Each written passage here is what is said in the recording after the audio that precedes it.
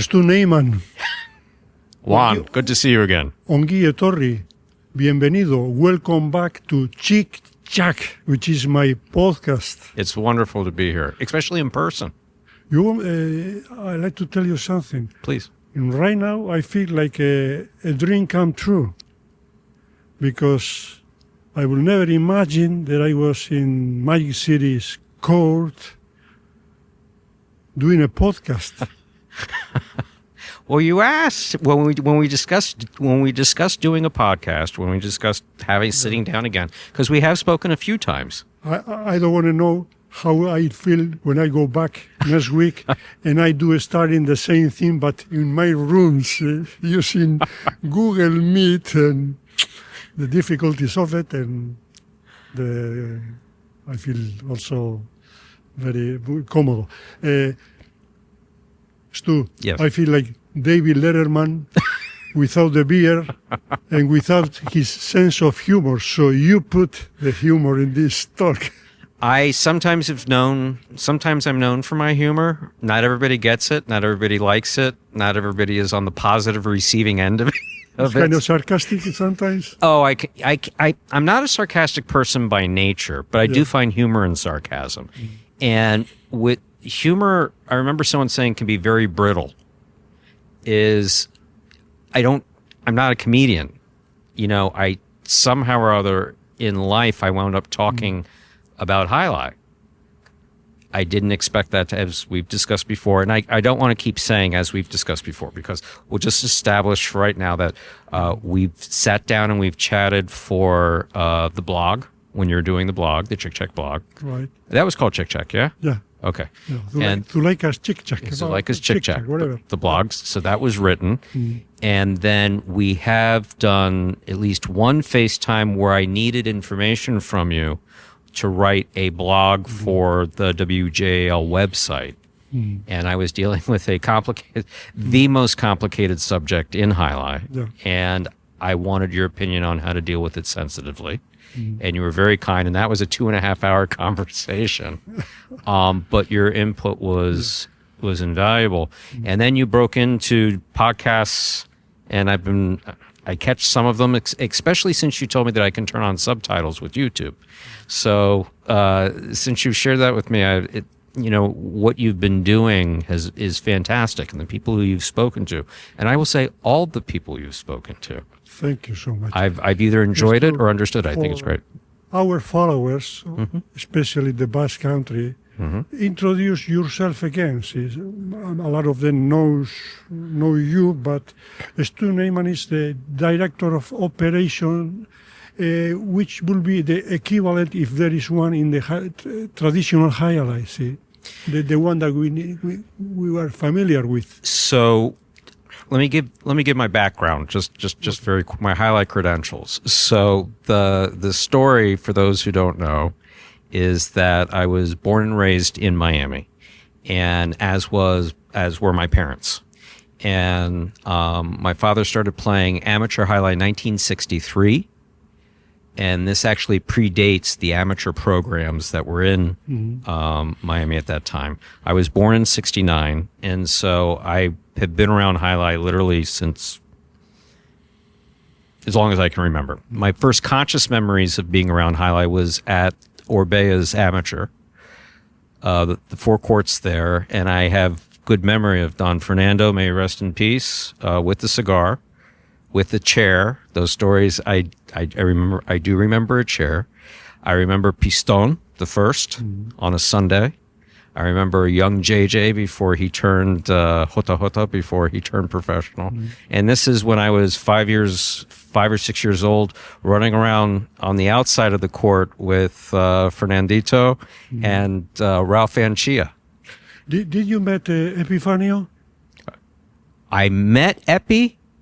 We picked up balls from Epi. My father and I picked up jai-alai balls at Epi's house.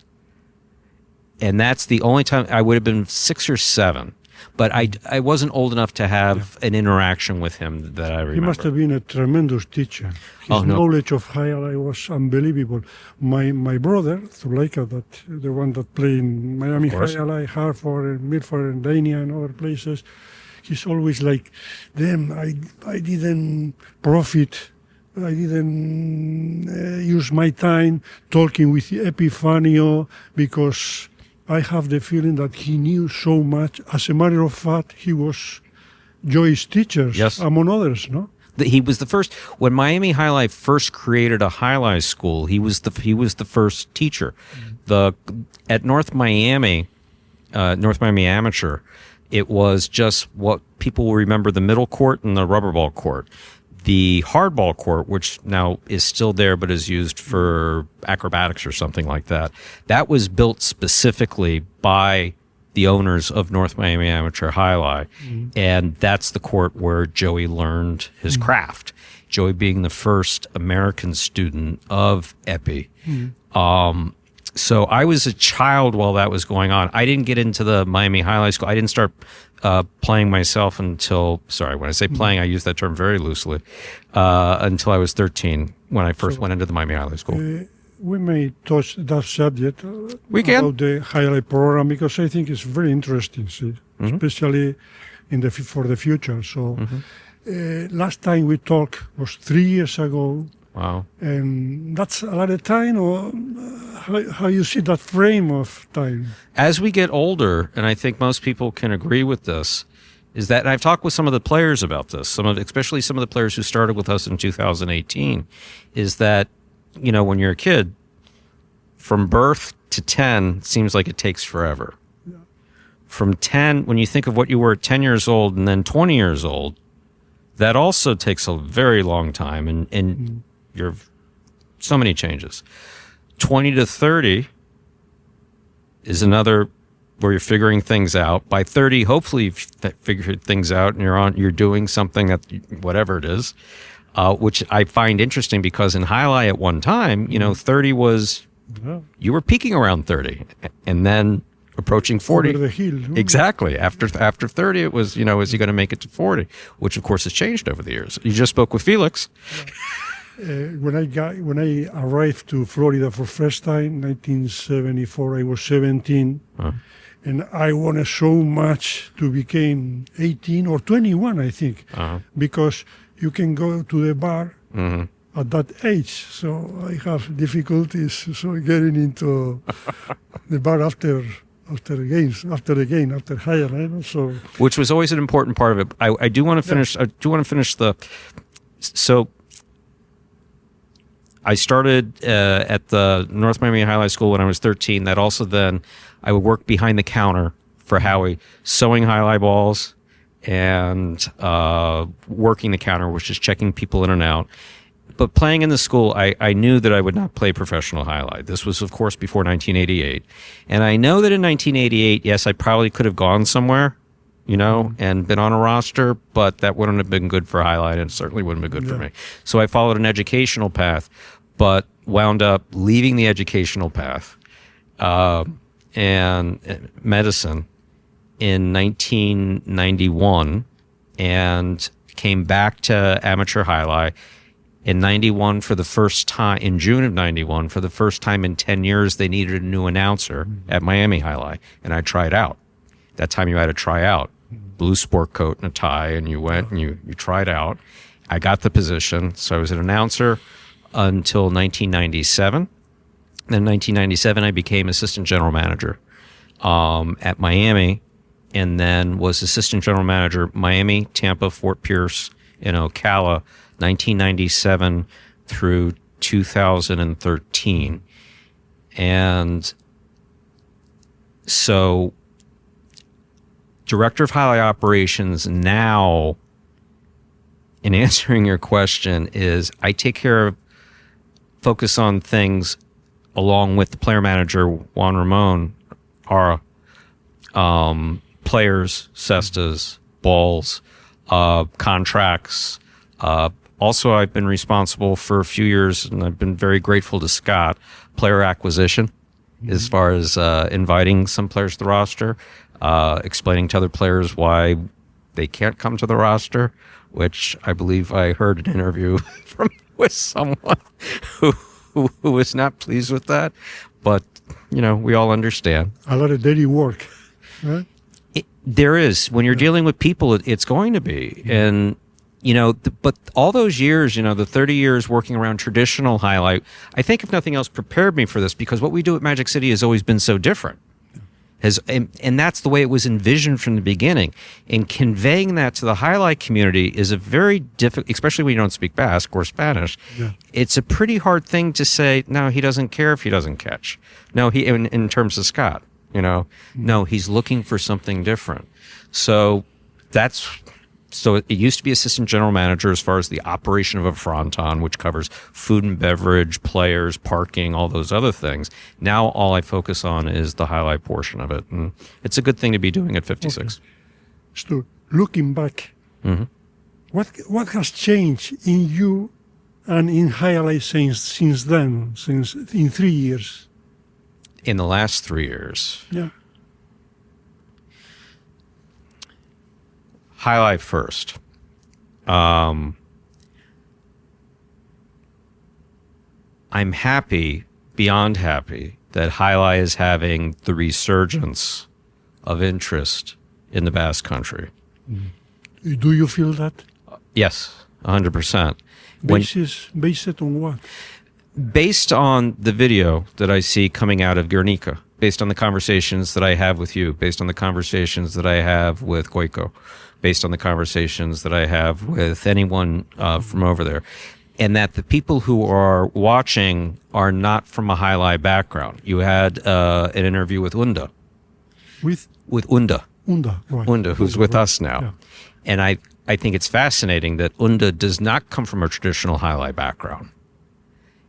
So the people who are watching highlight, the people in the Basque Country, the people who are buying those tickets, the people who are going, have a genuine interest in the players and in the program. And the presentation that EITB has been doing has been excellent. So, Stu, you have the feeling that Magic City World Jai-Alai is being homologated, so to say, in the world of Jai-Alai? Yeah. Yes. I mean, look, when we started in 2018, the idea was that how Jai-Alai had been played and how Jai-Alai had been presented in the United States had run its course. From a financial standpoint, that had been the case for much longer than 2018. And so Scott's vision, and it's not that I'm employed by Scott, so I have to say nice things. Because I'll tell you, some of the things he's come up with I think are crazy. Some of the things he and I have had very deep discussions about those things that we don't agree on. I'll keep between us, but it's a very short list. There's no question that both for the Basque Country, and which I do not claim to be an expert, but of my experience with the sport, but definitely here in the United States, Jai-Alai needed something, not just something fresh, because we did many things that were fresh. One of the not arguments, but one of the complaints that we would frequently hear: more marketing, more marketing, more marketing.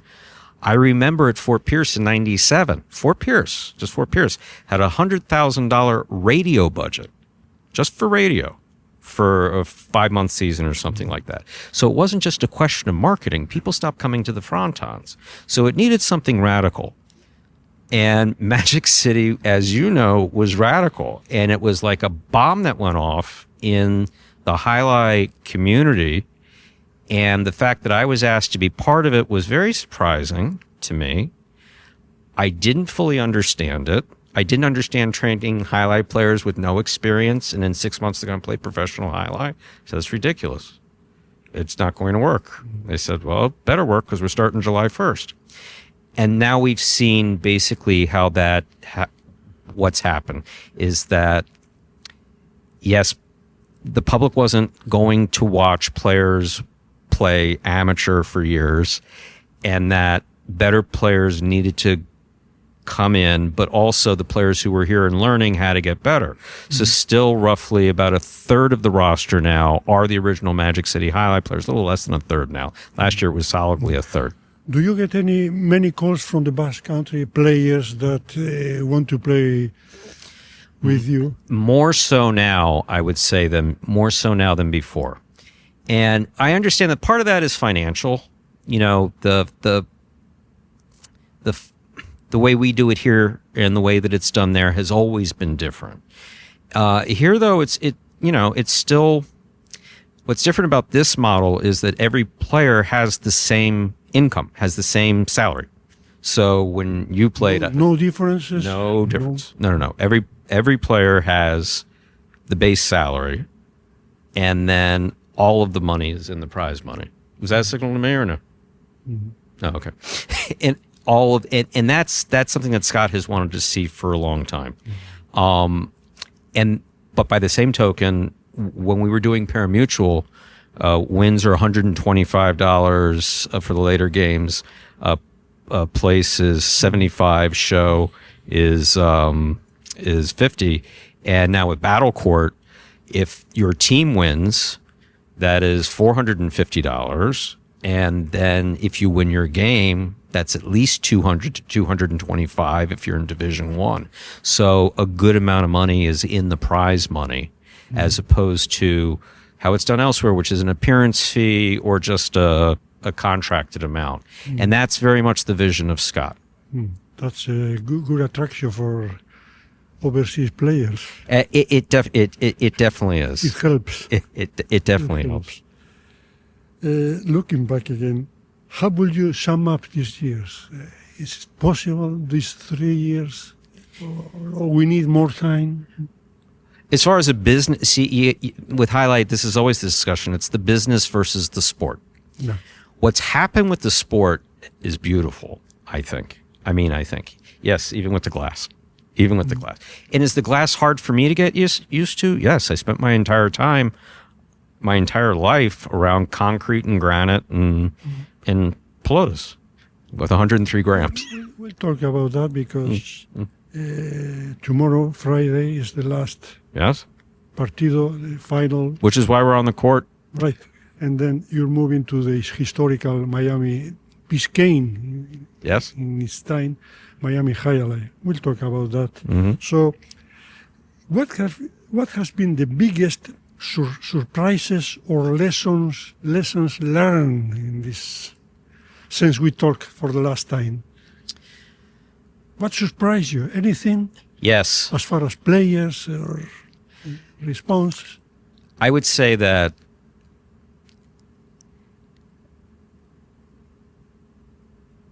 the highlight community can be very tricky. Why? We eat our own.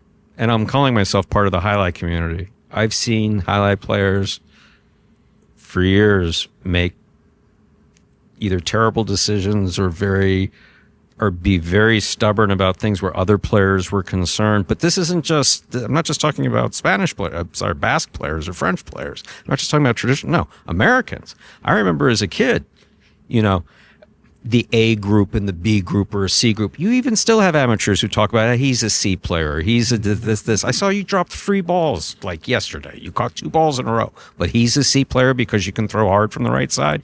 And, players who in the United States who would be hitting us up at Fort Pierce or Ocala that, I can beat this guy. I can beat that guy. It's like, you really can't. It's much different when you get on the court. So one of the things that I have seen change is that highlight players who are stubborn, in many cases, as a group or as individuals, have been open to Magic City, have been open to the short court version. Well, I look in the audience, we saw Chimela sitting in the audience. We've seen, obviously, Felix. Felix has been on this court. You interviewed Felix the other day. I saw Felix before the Achilles. I saw him practice. I was surprised how strong he threw it. When he came out to this court, I was amazed. You have Felix, who's playing at Magic City. So is that a surprise? Yeah, that's a huge surprise. That's a gigantic surprise. So that part of it, the way that I would say that Magic City is complementary to the existing highlight framework that's been in place for a few hundred years, I'd say that has been a surprise. And then also the success that they've had in Guernica. I'm very happy to see, because we never understood in the United States. We watched partidos, or years ago in the 90s. I still have VHSs of some favorite partidos. But that's all we knew about the partidos. We didn't know what the audience composition was. We always thought that jai-alai was huge in the Basque Country. Always. Yeah. Every American, it's got to be huge over there. And didn't recognize that it was provincial. And that it was unique to the specific towns that it was played in, sometimes to the families that played it. And so now to see it on the bigger stand, so those things have been truly surprising. The acceptance of Magic City, the quality of play that I see here, that has also been a huge surprise. A huge surprise. Yeah. And any lesson that you have learned? Always. Yes. Always, always, always. Are you the kind of people open to learn, or you're more than, you are not going to teach me how to run things? No. I couldn't have survived with Scott had I been that way. I couldn't have survived in jai-alai had I been that way. I would say that up until about 10 years ago, so up until I was 48, just before I started in this program, I was, if someone said glass court, I would say, not going to work. You know, jai-alai hasn't made money in the United States in however many years. It can't possibly work. So a glass court's going to make a difference. I would have said that. In fact, I think I did say that at one point. I would have never called it not real jai-alai, which is what some people do, because that's one thing I recognize is that if you're throwing costados the right side, if the training is the same, you're using a cesta, the rules are the same, the lines are the same, it's jai-alai. Yeah. Whether it's 150 feet, 176 feet, it's ridiculously large like Mexico City or the big court in Havana.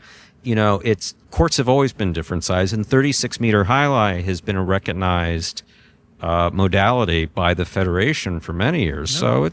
So it is jai-alai. So but at the same time, and I was to touch that subject later on, but I'm going to say it now.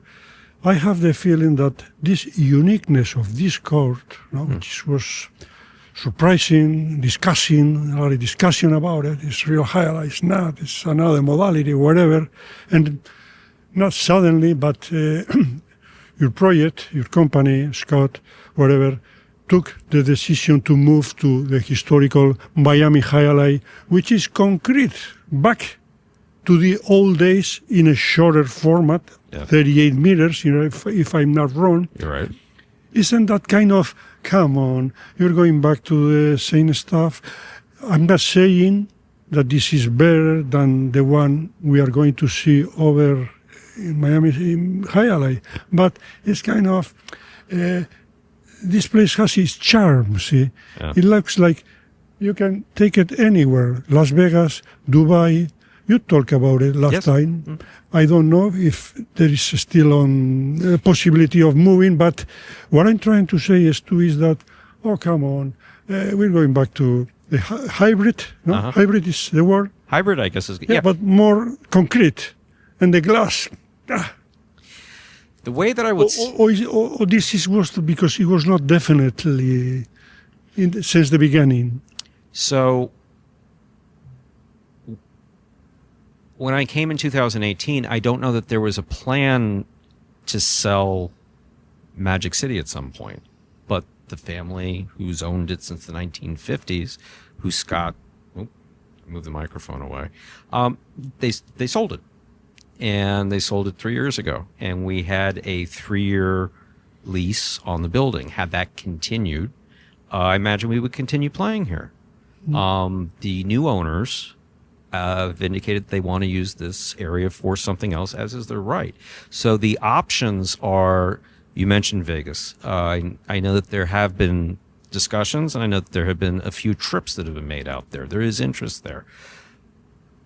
It wasn't whatever was presented out there wasn't exactly the right fit. And also, the one conversation that I had with Scott was, I am someone who has moved jai-alai players in running amateur facilities. Sorry, there's another. Okay, we just cut that one off. In running other facilities, Ocala was seasonal, Fort Pierce was seasonal. So I have some experience with players moving back and forth. But also in 2010, moving the entire Miami Jai-Alai roster for 4 months out of the year to Fort Pierce. Miami at Fort Pierce, when we played up there, we brought them up on a bus, we put them in hotels. So I have experience moving a roster of 40 some players, and we discussed the logistics of making a move to Vegas, and it's a bit complex, and there's other costs that are associated with it. And no, not everybody's our players are not going to pick up and just move over there. So all those things put together made that, at this stage of our development, made Vegas not, I think, a reasonable option. So the next option was to potentially build a smaller fronton. The cost associated with that is huge in this particular economy in the United States, which I don't have to tell anybody is rapidly changing. So where would we go became a question, and it came down to, not surprisingly, 2 locations. Okay. Miami was a huge it's a huge surprise. And that's my nervous laugh, because just how it happened. I told you how it happened. And happy coincidence. it was an accident. It was a complete and total wonderful accident. A complete and total wonderful accident. You know, you can trim this if you want, but I'll tell you exactly what happened so that we have it on record, because I told you I'm concerned about revisionist history. Stu, you're 40-something years old. 56. 56? Oh, I thought you were in your 40s. I wish I was. Okay. What keeps you motivated in a project many thought will be short-lived? 2 things I can speak to. For myself, I'm not concerned about legacy. I'm not concerned about anything that the program can bring to me. And I think that, okay, so some people are going to see this and go, it's false modesty.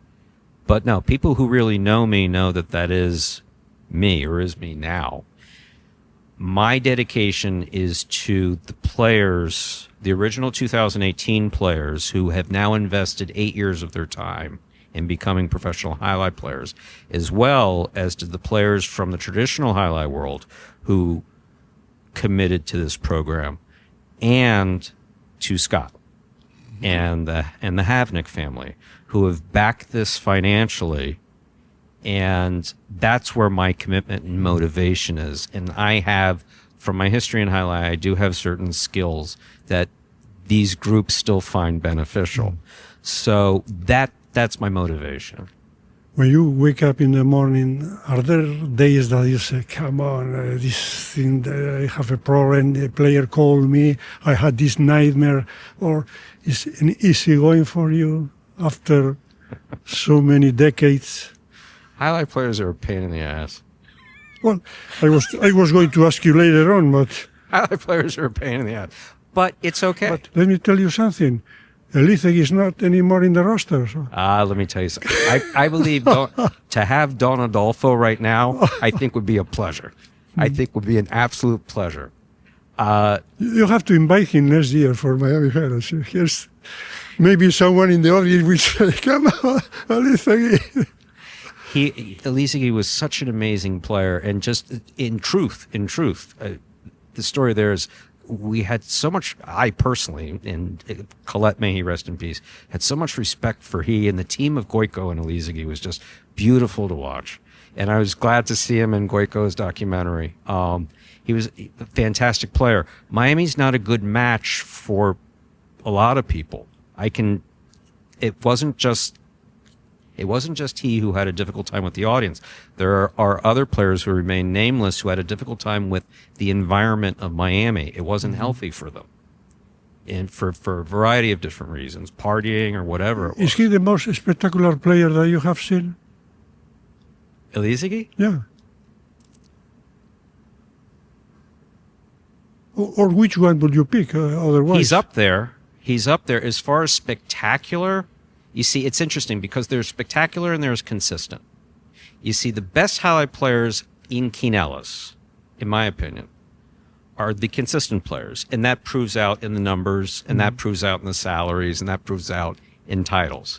You look at, of the 80s, we'll call it 80s and 90s, or Michelin at Miami Highlight. You know, that 12th game, singles, I'll always talk about it because there were other guys who played there, and I've talked to JR about this. I said, it wasn't just the two, it wasn't just the two of you, and I know you've spoken with both of them. There were, you had Benny and you had Kent and you had and Ernesto Arriaga. So consistent highlight players who are strong are wonderful to watch. Then you have the explosive highlight players, which is a Lord way. In my lifetime, there were before. Chimelo, of course, predates my time, but a Lord way, Alizigi was fantastic. Exciting, Baronio. Barney on the court. People, that's a name that doesn't get, because some guys retire and become very quiet. But I remember seeing Baronio just being all over the court, and it was like, and then to see the camaraderie between Baronio and Joey. That was something very nice to see, even though I wasn't working at Dania at the time. And then if you ask me though, like who had the best career, Oratio. Oratio is not a name that's going to be brought up. Oratio, West Palm Beach player? West Palm Beach, Tampa, Miami. He played on 3 year-round rosters past 50. Okay. So theoretically, Oratio has more games played, more wins, places, and shows than any other player in the United States ever, because he played on 3 year-round rosters, even though he was out in 88 for a bit. But he played and always played at the top level. Always played at the top level until the end of his career. That's something you're not going to see. But Alizigi, as far as that explosive serve and he was extremely exciting to watch. But, it was not included in my questionnaire, but now that we're talking about players, would you dare to complete a Hall of Fame of players, or what criteria do you think that it should be followed? And sooner or later, I think you guys will be forced to do something like that, because it helps the sport, the legacy. Well, what I don't know is how to do it. For instance, our friend Jesus Oliveira, which is a tremendous jai-alai fan, one of the biggest, nice guy, he completed something like that in his own way, because each one probably has his own Hall of Fame. Do you think that is possible, or is that in your mind as far as... You see, I appreciate the question, because it's very difficult to ask. Like, I think of my dream, Andrew, who I announce with, and Scott are perfect for each other, because they're into sports. I'm not. I'm in the highlights. And it's a joke inside the community. This is the only sport that I know. I'm not interested in other sports. Well, I have the other feeling. I thought that Andrew was the knowledge and you were the voice. He's such a pleasure to announce with, and he's got such a bright attitude. They need him to counter my darkness, because I come with some of the old baggage of jai-alai that they want to brush off. But I will say this, is that the guy from Connecticut, Gallo, who does the questions that he does, and he always wants the Mount Rushmore of jai-alai players, and I gave him my answer, but it's like, for me, is Gojko the best singles player of all time? I don't know, because, so what I can say, honestly, my opinion, is that if we take Gojko with his skills, all of his skills, and we put him up against Bolivar at his prime, and Assis at his prime, and Orbea at his prime, Orbea the first, and Chiruka, who won many, Chiruka, may he rest in peace, who won many. When you look at those old records at Miami Jai-Alai, it was Chiruka, Orbea, Chiruka for the singles title. So when you put those singles players up against one another, maybe Gojko would have the best record, but he would have a higher degree of competition. And this isn't saying anything against Imanol or anyone who he's played against, Eggy. He's played against great guys. And also the balls were different, the cestas were different, the holding was different. There's so many different features to it that it's really hard to say. For me, it starts with Irdoza Minor, and then you kind of grow from there. Let's talk about the evolution of Magic City. Okay. Back then, you told me this was a long-term investment. Yes. A bet on the future. Yes. Where does Magic City stand today? As far as the investment is concerned? Yeah. This is a question, and I know you've spoken with Scott. This is a question for Scott. So I'm I'm not evading the question in so much as I don't talk about other people's money, but I can give you a general idea, which is that it is still mostly funded by Scott and the Havnick family. All these years in, there is a path that they can see, which has been explained to me, to breaking even in potential profitability within at least the next 2 years, I would say. And I think the next 2 years are kind of make or break. 2 years from now? I believe that we'll know within the next 2 years. And again, the goal is breaking even. They would like it to be profitable. They would like it to be not profitable. The thing is that they've already made a good amount of money, and they're very, very generous in terms of philanthropy. They're extremely philanthropic. And Jai-Alai isn't a philanthropy. It is a business, but they believe in it, and they continue to back it, and they continue to push it, and they continue to grow. In the move to Miami, and I'm going to have a nervous laugh every time I say it because how it happened was just crazy. Even that commitment, because there's a huge financial commitment that goes to what's taking place there right now. And to Miami's credit, management and ownership has taken on a certain amount of that responsibility. We're not just over there doing things. Mr. Licciardi, an old friend and my old boss, has been doing incredible things over there. So, therefore, the support of Scott Sevin and West Flagler Association continues. Yes. It's secure, right? Yes. Okay. Yes. How has the roster changed in these 3 years? More experienced, younger, more diverse, of course. How many players do you have right now? And the salaries, I don't know if you can talk about it, but of course. To have a general idea. But it's obvious that the roster has changed a lot. Yes, players from Dania, the south part of the Basque, and the French part. So, let's talk. So currently we have, going into 2026, we'll have 40 players. And then it's, up until now, it's been how many players do you have for what we started calling pelota, which is the quinellas, versus how many do you have for battle court. So battle court is 6 teams of 6. So when you do that math, you know that in this upcoming draft that we're going to have in January, there are some players who are not going to be on a battle court team. Scott has come up with a plan to have an exhibition game with some of our oldest players who may not get picked up in the draft over at the new facility, as well as have them as substitutes. As far as the composition of play here, I have been very excited by the most important thing for me is the locker room. Period. I was going to say something and I cut. Is the locker room. That's the most important thing. That's the number one issue. Because you talk about the money, and the money is something that very frequently comes up. So, in discussion of money, the salary is the same for each player. In the Basque Country, even we are living a revival, so to say, of Jai-Alai. No? Guernica is one example.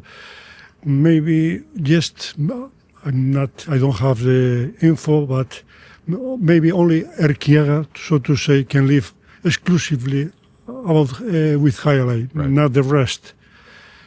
South Florida, it's a very expensive place. Extremely to live. expensive. Extremely. And Scott has said very publicly, he says he knows that you can't make it on $600 a week here, which is why there's money in prize money. And theoretically, and not even theoretically, based on the battle court schedule, that $600 goes to at least $850, even if you don't win anything in battle court, because you're playing battle court and the prize money that you get for a team loss, for instance. And also, they have the possibility of having another job or going to college or whatever, no? which is nice. For most players, I would say it is necessary to have a second job with this, but by the same token, still top players are still topping out $75,000, $80,000 here. I think with the balance of quality of player The Douglas and Gaucheri who are coming in over 100, those days have gone by of players making more than 100, including tournament income. As far as the level of play, it has increased, is much better. And the proof perhaps is that in order to qualify, they're very even until the end of the season, right? Yes. It's a matter of 1 point, half point, which is a good sign. It's an excellent sign because that's one thing on the management side is as long as we're creating something that is for the sport and for sports wagering, you want parity. You want someone to look at who's playing against each other and literally have them say, I really have no idea who's going to win that.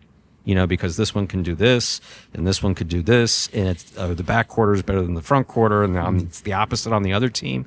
That is something that has happened this year. So that's good for both the players as far as more potential to earn prize money. That's good for the betting public because it's more even. There aren't runaways. It's good for everyone. Tomorrow the final is between the Cyclones and the Devils. Do you have any favorite, or is that parity that you're talking about? I never prognosticate because one, it's Jai-Alai, and you know that element of luck is because we're sitting right here on the court, right? And as we look, we can see the red line and you can see the white mark. Yeah. And that's the difference in some cases between a $25,000 payout and a $7,500 payout. Right. That's that line. Last summer, it took place the World Supercore Championship, and 3 teams were representing the Basque Federation, or were 2 or 3? I think 3. Yeah, Three. I believe it was 3. You have a good relation with them? How is that as far as institutional relationship? I wouldn't say institutionally. I deal with players individually. I know that the Basque Federation they actually sent one. It was Arbe and Salegi. So that team, for instance, they play a tournament over there, and the prize for that tournament is tickets to come over here, and so the airfare and hotel the federation covers for that. But you, as far as responsible for this project, do you have talks with the president of the Basque Federation, or no? No, I did this year because I think is it Oritz? Oritz is Pardon me? Who's president of the federation? Michelena. Okay. They reached out to Ara. Okay. And that's how it started. We have had over the years, the federation here, but I'm not. There are a couple different federations. I'm not sure which federation it was. And then I saw some of the political discussions that were going on amongst the federations. I was like, oh no, they're doing it again. So this World Supercourt and Barrel of Courts are success. They're being consolidated. We believe. I mean, they're a success in that people watch, and they seem to love it, and it's good for the players. So in that regard, yes. As far as whether or not they pay for themselves, I'm not sure. Yeah. And as far as bet rivers, so these platforms, betting platforms, I understand that my series in the Hard Rock app. Yes. Did you notice an increase? It was a big benefit, or what is different about the sports betting arena versus parimutuel? In parimutuel, as the house, I can go to the mutual's office, or I used to be able to sit in my office in Fort Pierce or Miami, and I could tell you what was being wagered literally between games. With the betting platforms, I don't have real-time access to those numbers, nor do I have access to what's being bet or how much has been bet. That's entirely, I call that we call it C-suite in the United States. That's Scott's department. But it's not like parimutuel wagering. So it's not like we know that we're holding. I remember in Fort Pierce holding a game. We need at least 2,000 bet on this game before the guy can serve, because our percentage of that only on Fridays the fronton is open for the people, right? Yes. The access. How is the on-site attendance? My perception is that I don't know, the last 2 to 3 years that I came here for first time, it's pretty similar. It's not increasing. Do you have any objective information about that? I don't have objective numbers. I would say that my perception is that this year is not a good year because it's been known now for a while that we're moving. So whereas for the last season and the season before that, you're going to put money into bringing people here. When you know you're moving for the last season, you'll hold off on that a little bit and then really make it work at the next place. Because right now we're going to be focused on this move is seismic in the jai-alai community, in my life, in the players. Where we're going is it's even I'm left speechless for a lot of it. But no, I would say that a regular attendance of between 300 and 500 people here would not be a problem if we were going to continue to stay, and that will be 500 plus will be the goal for the next place. Why do you think is the reason that no more people come to attend for Fridays? Lack of knowledge. I mean, they don't know, or it's hard to get into the market. This has been a question we've been asking ourselves in Miami, and I was responsible for that with the last company. Not exclusively responsible, but what do you do to get people into a jai-alai fronton, and why do they come to jai-alai frontons? Every jai-alai fronton that was built in the United States, why were they all sold out? Except maybe Big Ben, Ocala, where you played. In the beginning, yeah, but then, why did they stop coming? And realistically, the only sensible answer that any of us came to who looked at it was there were just more ways to spend the disposable dollar in the United States. And you had malls at one time where you just went to buy things. Then they were destinations, and then, cable TV. And there's so many other ways to spend your free time. Stu, could it be that even though jai-alai has been for 100 years in Florida, but the remaining of it is very, very, very little. And in the Basque country, for instance, like I said before, we're kind of living this revival. The schools are full of kids, which means families around. The community is increasing amazingly. Mm-hmm. It could be one of the reasons that no more people come here because they don't have kids that could throw some balls. Families come around the kids. In other words, is there a gap because you don't have a jai-alai program? Not included that in the future you won't be so dependent of overseas players, because in the current times the impression is that if you want to sign a new player, you have to go either Denia, which is to the Basque country, French, Spanish, or wherever you... Yeah, Benny's been wonderful at recruiting. And that's what I see. Yeah. Okay, this is fine. And where are the kids, the teenagers that see watching playing Goisherri, Zulaika, or Manu, or Douglas, and I want to play like that. It's a fantastic court. Even girls, we talk about that, see, because that's another phenomenon we're living in the Basque country. Girls are coming out of the stones. They play great.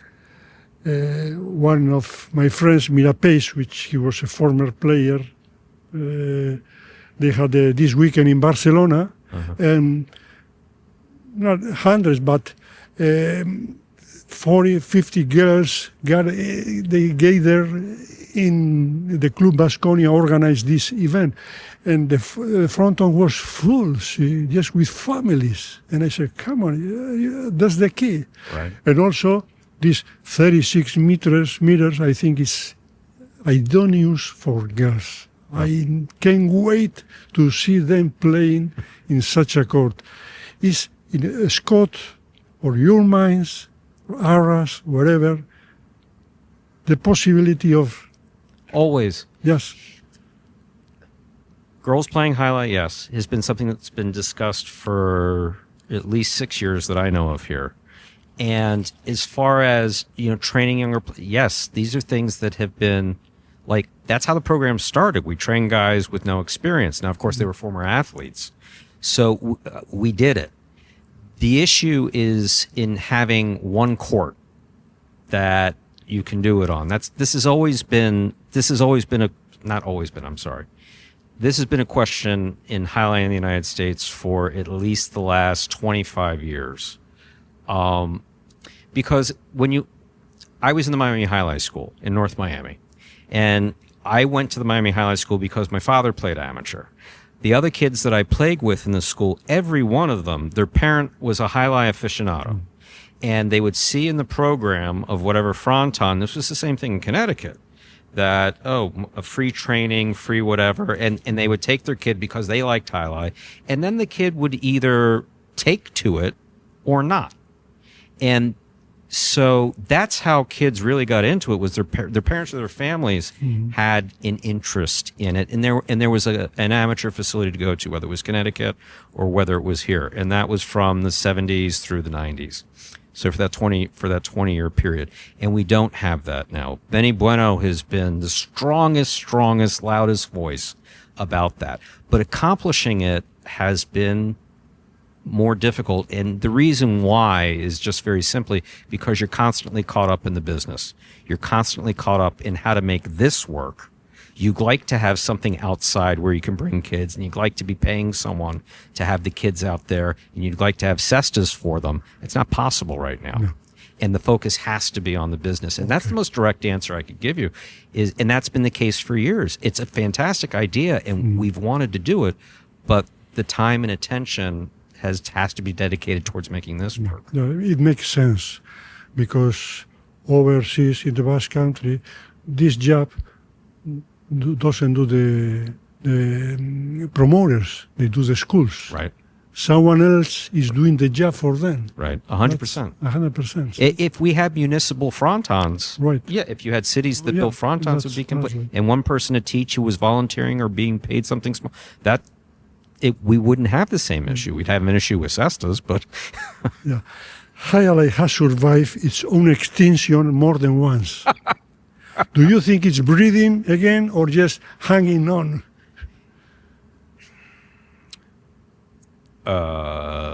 Tough question. Okay. Jai-Alai needs money, and the money needs to come from somewhere.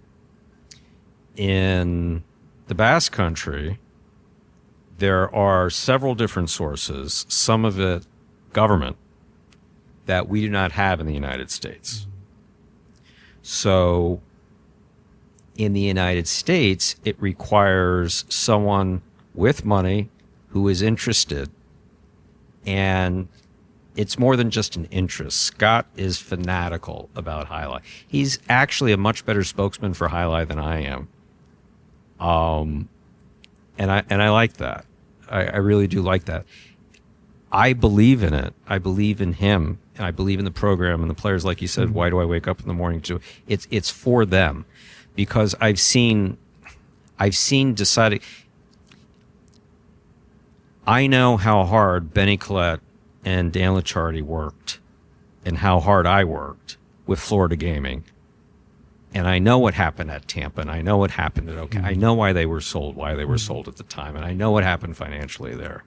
And it's not a happy story. And Scott is looking, this is one thing I think I told you when I asked for some advice, is that Scott is looking to write a happy ending for a story that has not had any happy endings in the United States. You've spoken with Berenson, you've spoken with Richie, you know what happened there.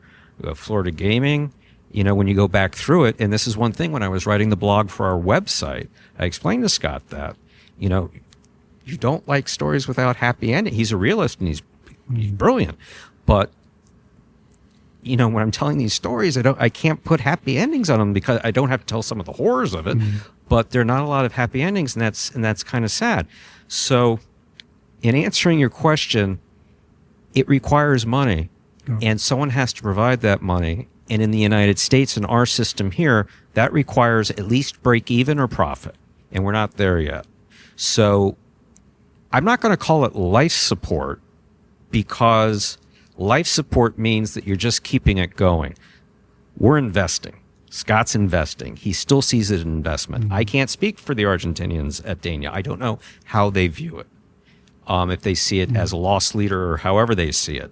It depends upon the attitude of the person providing the money, but until it is net profitable or net break even, it is on support, whether it's over there or whether it's here, because it requires money.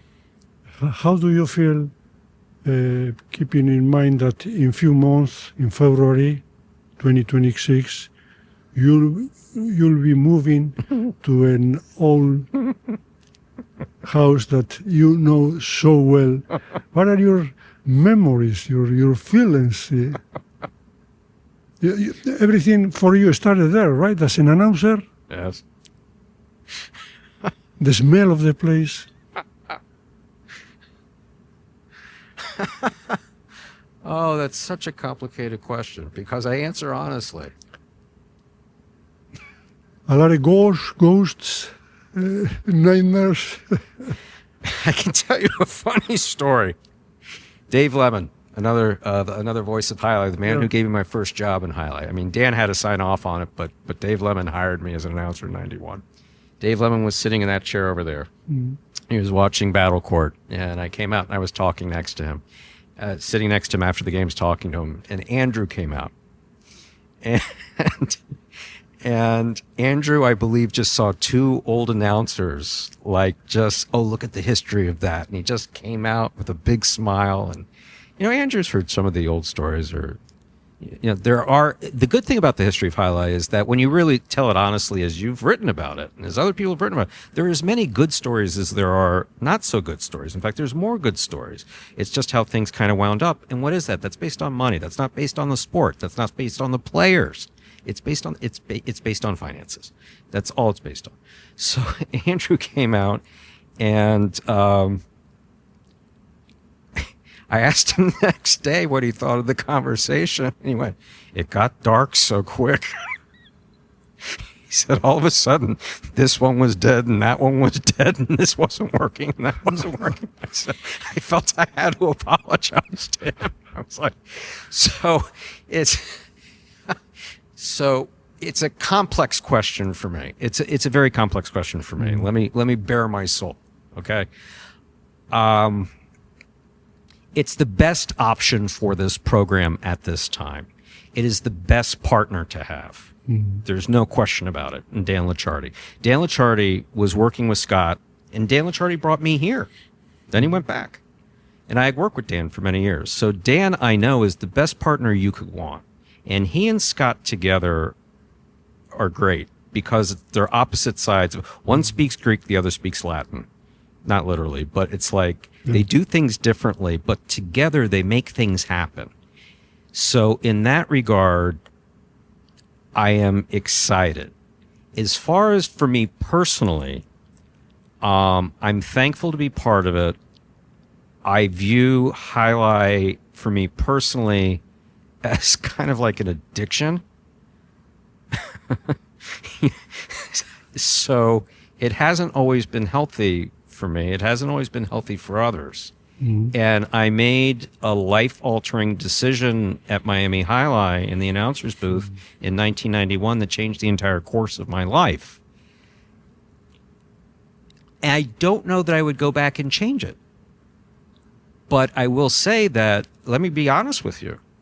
When it was first decided that that was the location we were going to, and Scott asked me to join he and Lindsay to walk through and get an idea and show them around, I had to arrive at Miami Jai-Alai at least 20 minutes before the meeting because I was crying. I was weeping when I pulled up to the building. You was visiting again like the house of Usher, no? For me, Miami Jai-Alai is the cathedral of Jai-Alai in the United States. They call it the Yankee Stadium. For me, there's something more there. It's kind of miracle that it still stands. 100%. After the coming of the rest of the frontons. In the same building. It's a miracle. I've shown the players who have done work with us. We've been fixing things up over there ourselves. We've been, and of course, a lot of other people hired in to do it, but the work we can do for ourselves, we have it. And I point out the original structure from 1926. And I see how it's pitched, and then it's flat. That's where the first court was. This is the second court, built in 1963, open in 1965. And then I sent you a picture of the gray door. The gray door. You know what the gray door is? It's the door that goes from the locker room into the cage. And while you're living it, you don't know how special it is. But then you think about the players who have walked through every great player of the 20th century, not entirely the 20th century, because the first court was built in 63, so you have a number of great players before that, Guillermo Pistone, etc.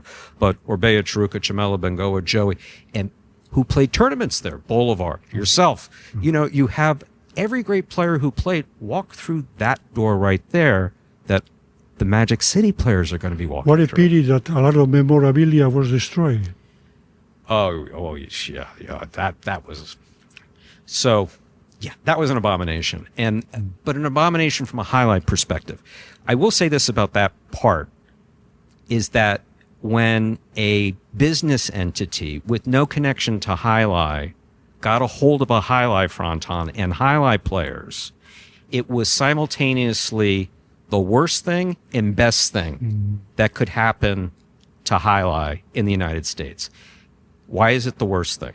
It's the worst thing because the person who was there in charge said, why would I pay a player more than the absolute minimum and take this collective bargaining agreement and wipe your ass with it? I'm not paying. Go ahead and sue me.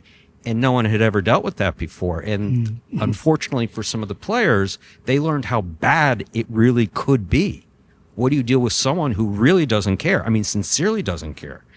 Throws stuff away. Fortunately, most of that stuff turns out was saved. And it is in a school here in Miami. Oh, yeah? Yes. So most of it was saved, but he was, just get rid of it. So that is simultaneously horrible for highlight, but also good because highlight players at that point understood, most of them did anyway, how bad it could get. Something that I've been talking about for a long time when I would say there is no money, there's no money, and I'm not just saying there's no money. There's no more, there's no money left. So that period of highlight was awful.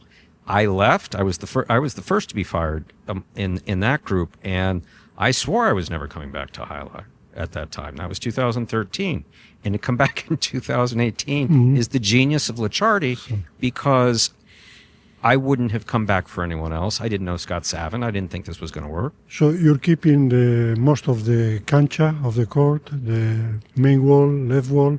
Only the back wall is going to be glass? Yes. Yes. Yes. So far, how is the moving? I mean, is the court is set, or are you still working on it? So I can tell you that right now, the back wall was designed and fabricated in Spain. It was shipped to the United States. The tariff was paid on it, and it is installed on the court at Miami. The back wall right now sits just in front of the 11 line, the service line at Miami. We will be taking the glass from here, as well as other things will be leaving here, of course, moving over there. That's a list that's still, in movement. And that will happen beginning on Monday. So that's why we're on the court. And the length of the court is going to be 2 meters longer. 2 meters longer. Yeah. Why? JR asked for it. Arrasate? Yeah. JR asked for it. And that space makes it okay. Here the ceiling is low. I mean, you can't take the screen up anymore. You can see it. It's literally like 2 feet beneath the rafters. And so we could only be so high here. So this is too short. There's no question. But there's room. And by definition, I think based on one thing I've learned about a little bit is like the thermodynamics of the ball. And so now it's a little bit more like the engineering of if you have a ceiling that's all the way up, you really do need to go a little bit further back. And that is going to fundamentally change the game that we play here. So the length of the ceiling is going to be maintained as originally? The entire front wall. Okay. The entire front wall.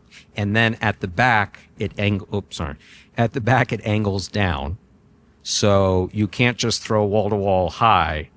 The screen does come down for the last, I think, 5 or 10, maybe 10 feet to this height. Okay, I see. So from here, then up. And how about the balls? Are you, did you already try? Yes. Which one is the right one? We are we're in the process. We only have 4 glass panels in at the time. So, but they're the 1, 2, 3, 4, which is where most of the balls go. So we can experiment with balls. The most important thing is that it doesn't break the glass. So we can't have a traditional 103 gram, 104 How gram. do you know that? When you try it, you have to wait until you try it? Yeah. Yeah, they're working with some experience from Florida City where they broke a number of glass panels with a softer ball. This ball that we came to, this is maybe the 10th or 11th ball that we used here. I mean, when we first came to this court, you could throw as hard as you wanted, and I don't care. You could have gotten Gueco out here. He couldn't hit the back wall. The ball died. That was the first ball and then eventually we got to a plastic ball with 2 layers of tape on it, electrical tape. With 2 layers of tape on it that has a perfect bounce for this court, which is very nuanced. So that ball will work. We know that will not break the glass, and that will work at Miami.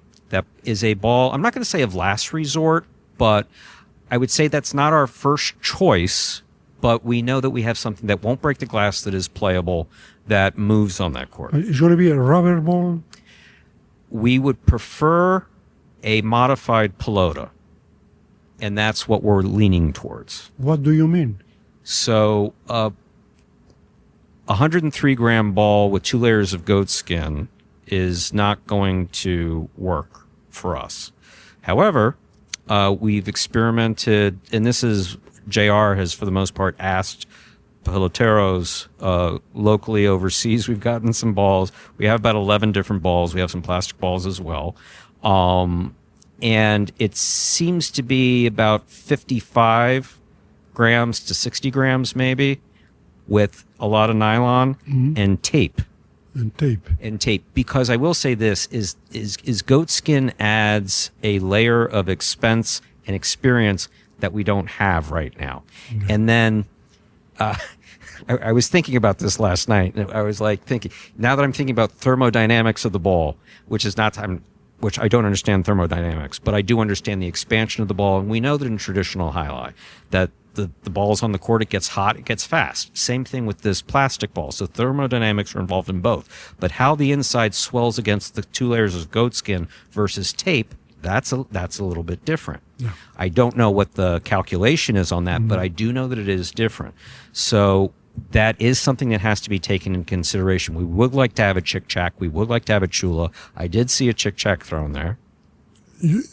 We will have txik-txak and chula? I saw txik-txak. How do you know if you don't have the black ball installed? We only had 4 panels. Only 4 panels. And we were there with Douglas. We had a couple different players. Well, it'll be open to more players, but it's limited right now. And I told Douglas to pass Benny. I asked Douglas to pass Benny, and he passed him with the right side. So it's going to be a revolution comparing with this. That was with a 55 gram ball with tape, with the electrical tape, which is where we want to be.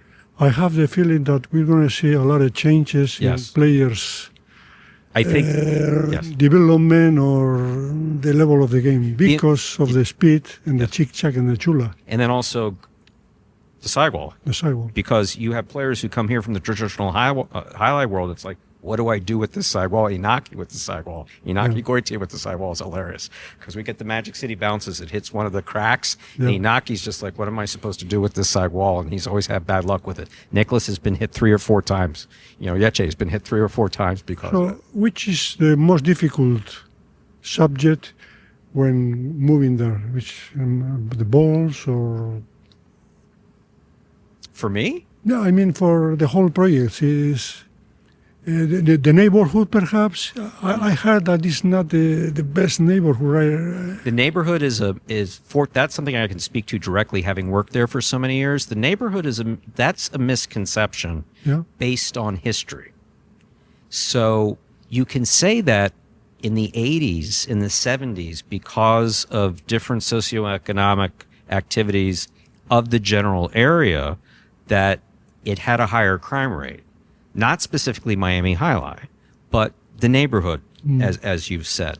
The neighborhood has always been industrial. It's an industrial neighborhood.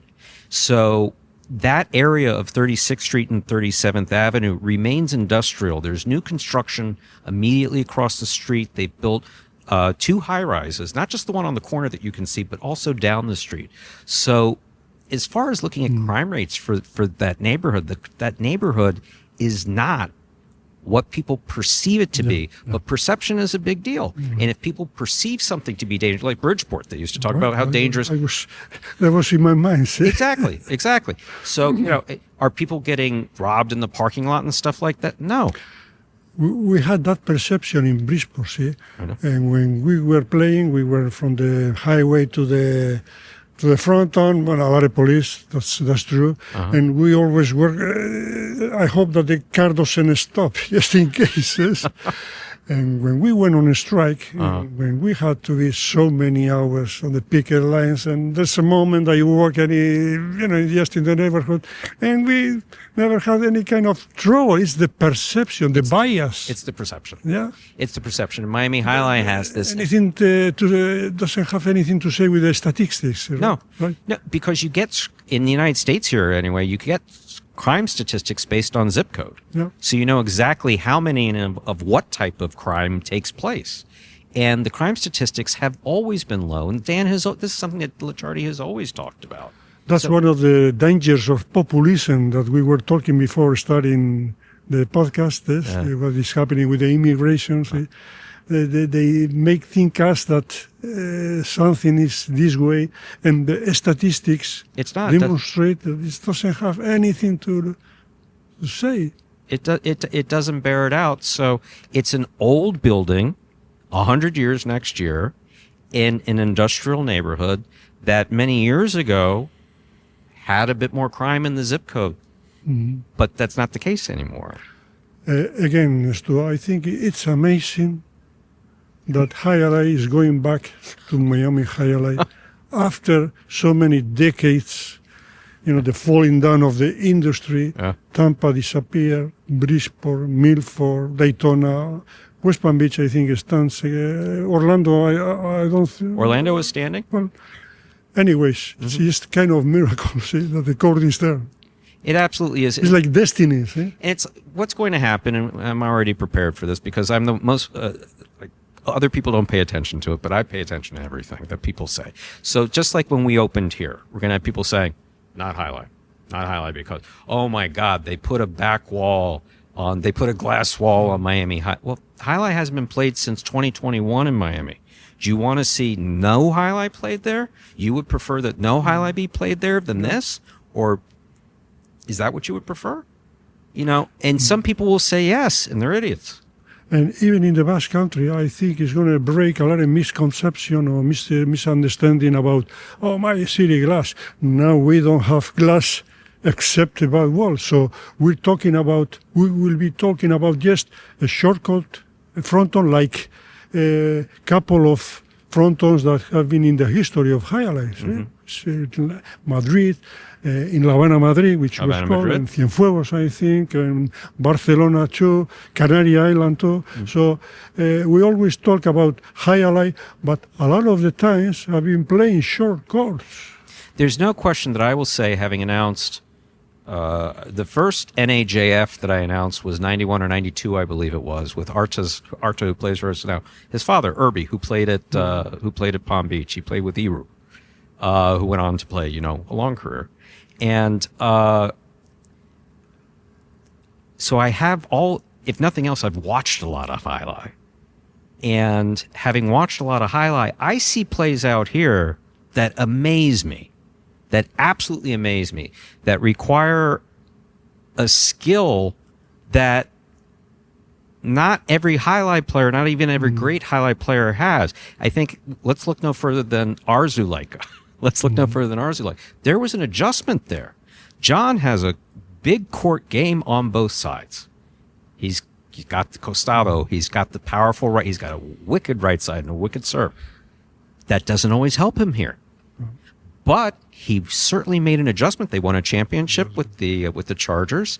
So the players, as they make an adjustment, from the traditional world. I think that's interesting. And not every player is able to make an adjustment. What we've seen with some of the young French players is that for Benetrix, who's just started this season, no adjustment period. None. It was like he's played here the entire time. Etcheberry, it took about a month and a half or whatever that was. Lalu, a surprise. Urrutia moves like Urrutia and Benetrix. They play so dangerous. They scared the hell out of me. Yeah. It's literally Benetrix caught a 2-wall right here, and he was on his ass, and he caught it, and he kept it in motion, and he flipped it back. And as he's getting up, Urrutia, bam, to the outside. I was like, and I said in the microphone, I thought you guys were friends. I mean, so it's that type of incredible, exciting play. Alex Goitia, of course. Alex is so fast and so powerful and just zip, zip, zip, zip, zip, zip. And he does the same thing in Guernica.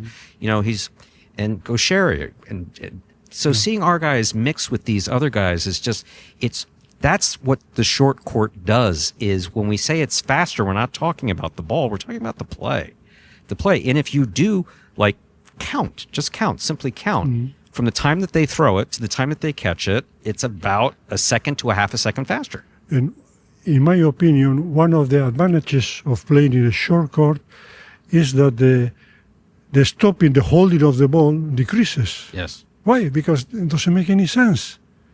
If you are playing in Guernica 57 meters long, keep in mind, then if you're not strong enough, you have to hold the ball, stop the ball, and then try to throw hard. Here, 2 steps with the ball inside of the basket doesn't help that much. No. So I think it's going to be cleaning the game, or I don't know how you have to say it, but it's one of the advantages. I think so. Going back to the new court in Miami, 100 years, it's going to be, I guess there will be celebrations or some kind of honoring.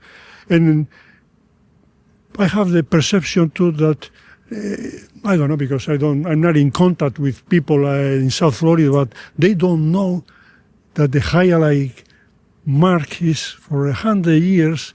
And if you start looking in the area, you hardly will find anything related to 100 years ago. It's amazing. No, I know that most part of it is probably lost in the memory. South Florida is particularly bad, having grown up here.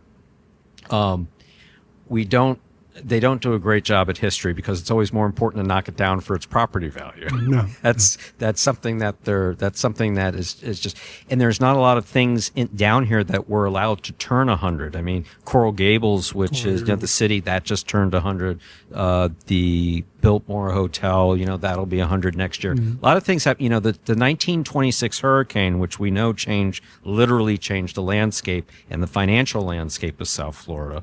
Closed the Hialeah fronton, and what's its name? Miami Jai-Alai was built in 26. The building wasn't finished, but the structure did survive the hurricane, and it has survived every hurricane since. That building is indestructible.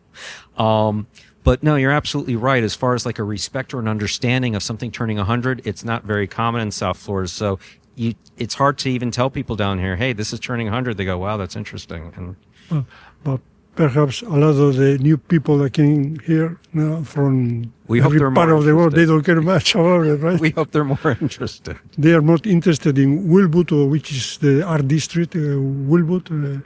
Which one? Winwood. Oh. This district that it's remodeling.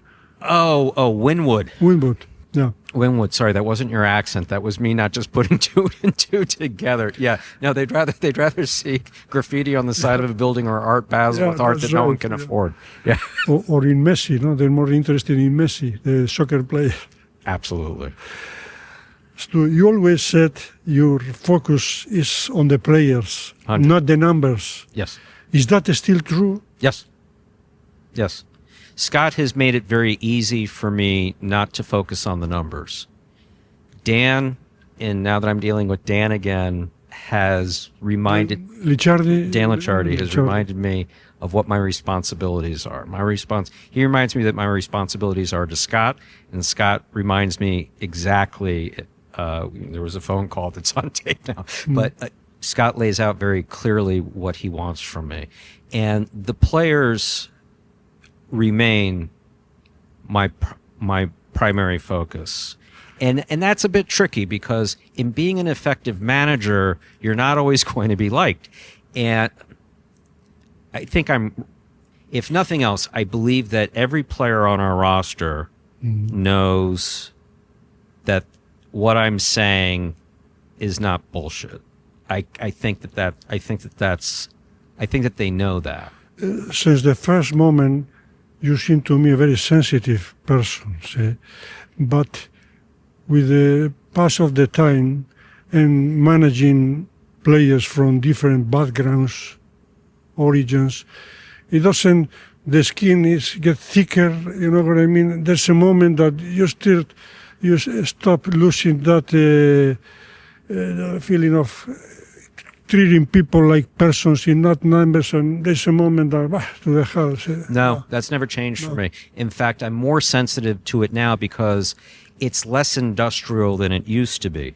You see, before, we knew that players would be coming from Spain or France or schools, and either they were related to someone or it was, there was a special handshake with different frontons or all these other things that I had no part of. So there was more of a distance between myself and the players. No. Now, that's not the case. Now, every player that's come to this roster, I won't say every player, but almost every player on this roster had dinner with me or sat with me somewhere before their name ever came up to Scott.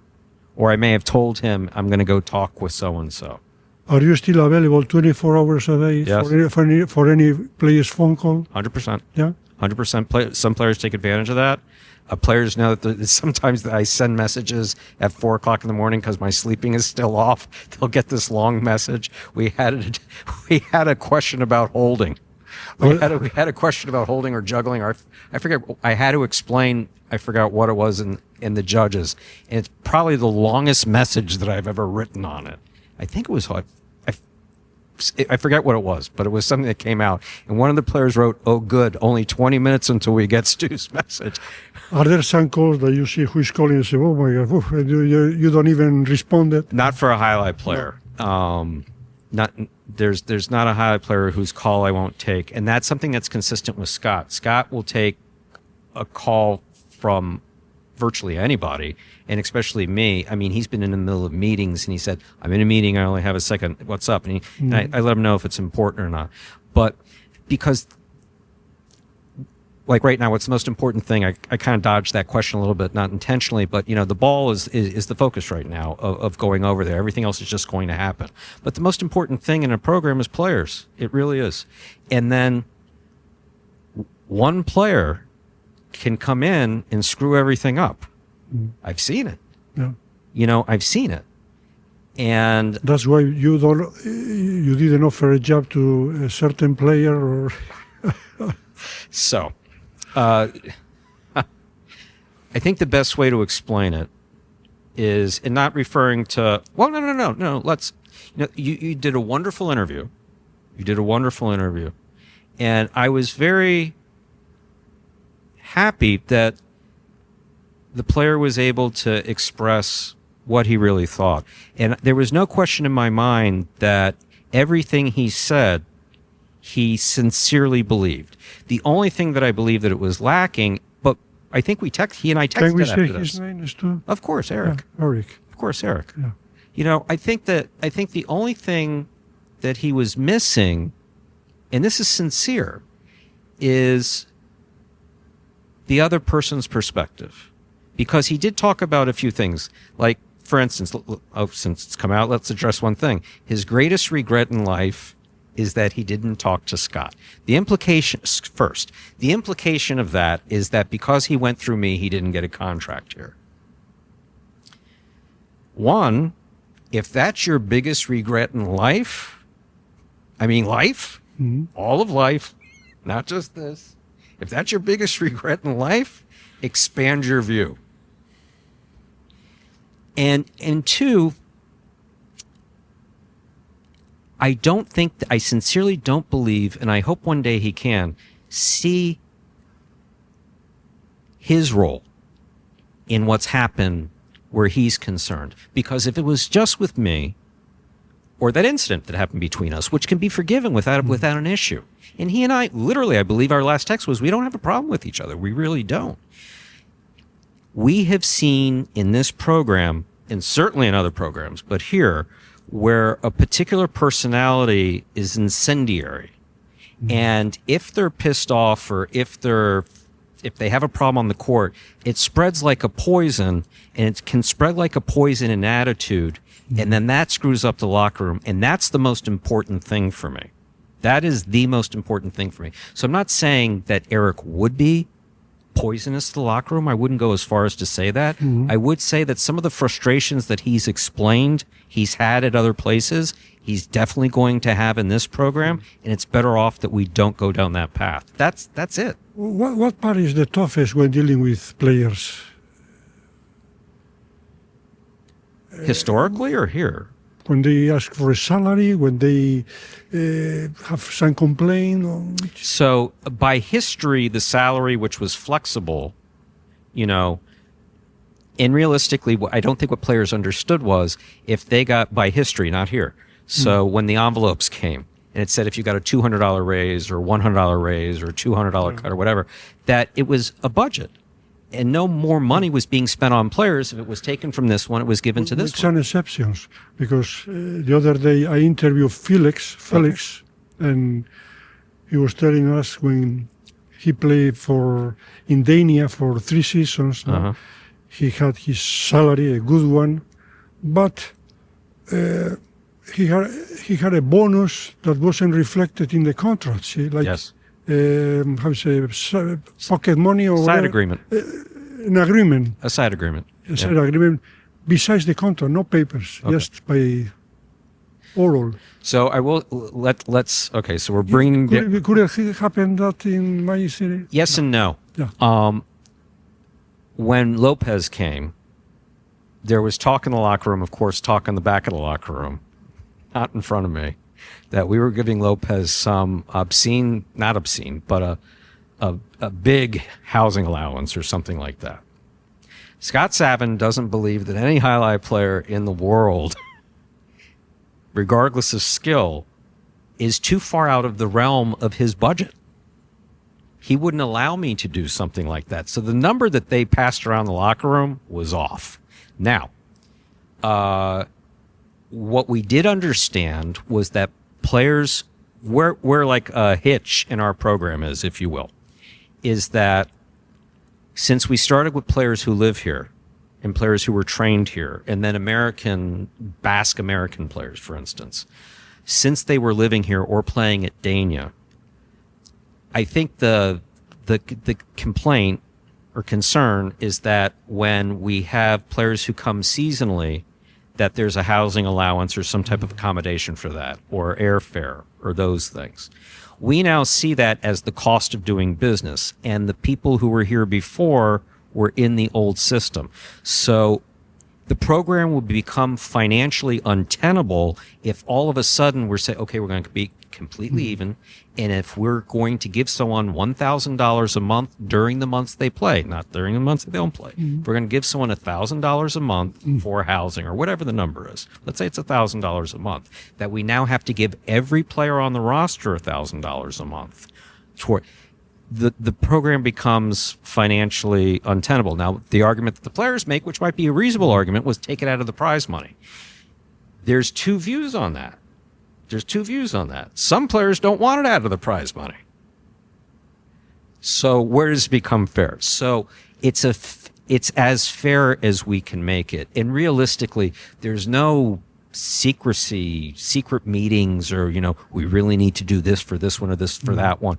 And I will say that when a player has come to us because there's a issue, with family, or there's an issue with this or with that, and this has always been the case, giving players advances back in the Florida gaming days, guys who would get off the plane with no money, and of course we help. And more so here than ever, medical bills for families.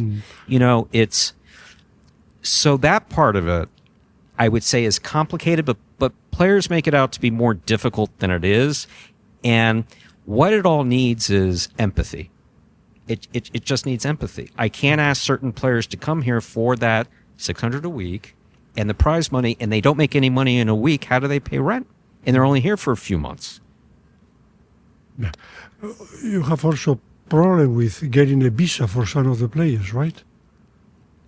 So we have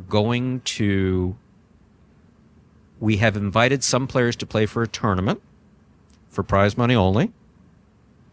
And that has worked for a few seasons. And now we would like to employ them. And if we want to employ them and we want to pay them a salary and not just prize money, then that has to be done by visa. Mm-hmm. And we currently are in the process of going for visas for a certain number of players who need it, because we feel that that's in the best interest of the program. And what's very interesting about that is that most of the players we're looking at are in the finals. Yeah. So it's because that's one of the things that the criteria is that they be amongst the best players. Fortunately, they are. A couple of days ago, I was talking with one of these players that is going to play tomorrow the final. The nervous one? And I asked him, are you nervous? He said, yeah, I'm nervous. But if you made me say, I'm talking about my friend Unda. I was going to say, if you made me say Eric's name, which I really haven't, and I really do wish he and family the best. Yeah, I'm so nervous, and I say, come. Why? Relax. Because you play, you should be happy. No, because my destiny is on the stake. See, I'm waiting this week if immigration allows me to be able to be employed by this company or not, or I'll have to go back to Guernica and probably never come back anymore. And I say, oh my God, when someone wants so much to play, when you see someone so happy with what he's doing, and say, my God, I hope he gets the best of it. No, that's what we're hopeful for. We've made the petition, and these are the best players, and their certifications from overseas are excellent, and that's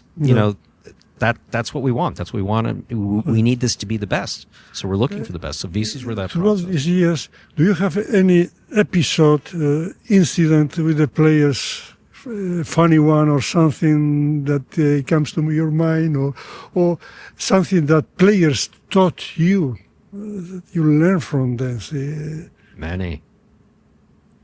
Many. Are you just Magic City, or are you talking before? Magic City, yeah, because your career is so long that we could make another podcast. Yes, with World Jai-Alai. I'll tell you one with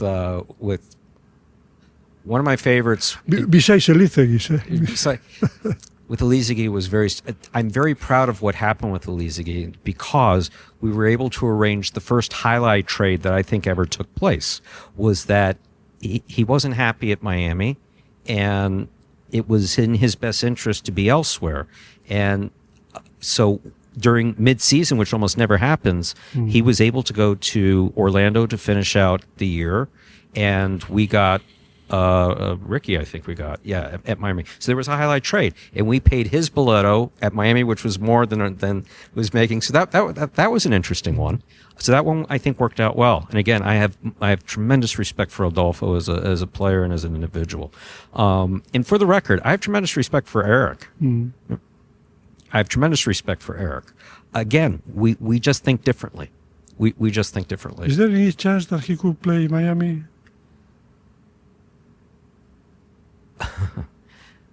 I don't believe that it's in anyone's best interest. Okay. And I will say this.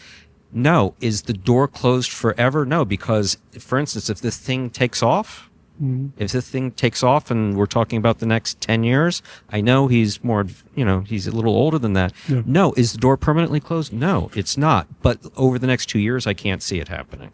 The program's still fragile. I understand that you're very interested in psychology. It's a field that you really like. I worked in it for a number of years. Okay. And that you studied psychology. This was our first conversation. Is this a laboratory for you, where you learn more than in college? Yes. I have approached highlight players from a management position with more concern for their psychological well-being, and I have never understood. There's a big question that we won't answer, and that question is, does jai-alai attract a certain type of crazy player, or does it create a certain type of crazy player? We still ask this question at Magic City. Mm-hmm. And I include myself in that. Yeah. Because, you want to talk about a funny episode? I was announcing. I made, Scott likes that the announcing to be a little bit more, interactive, let's say. Mm-hmm. That's one thing that he likes. And a player did something crazy, and I said something sarcastic. And the player turned around and told me to shut the F up. And I lost my temper. Yeah. Very bad. Very, very badly. I regret it in retrospect. And I just got up from the announcer's chair and just started screaming like a crazy person right past JR, who looked down, and the players who basically, because I don't think anybody had seen me like that. I hadn't seen myself like that in years. And I was just screaming. He came off the court. But the beautiful thing, I sat back down shaking, and he just looked at me, and I looked at him, sitting in the corner. He did the heart thing for me.